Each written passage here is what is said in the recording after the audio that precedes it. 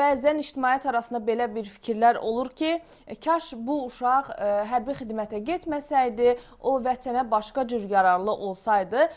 Bununla bağlı xüsusi istedada sahib insan, nailiyyətləri olan insanlarla bağlı necə bir mexanizm var hal-hazırda hərbi xidmətlə bağlı? Bununla bağlı təkliflər, bir çox təkliflər var idi. Müharibədən sonra daha çox səslənirdi bu. Belə bir qərar artıq qəbul edilib. Milli Müdafiə Universitetinin tərkibində intellektual bölmələr yaradılıb.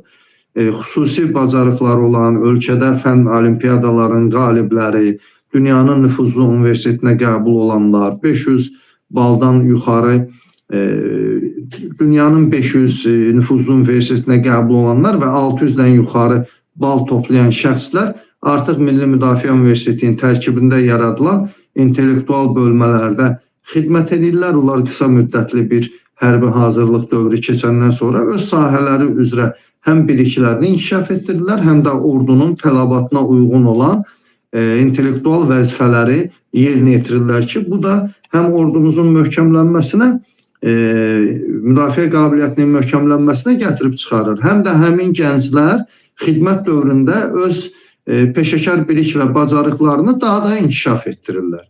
Bu çox bir müsbət addımdır. İctimaiyyət tərəfindən də bu kifayət qədər müsbət qarşılanır.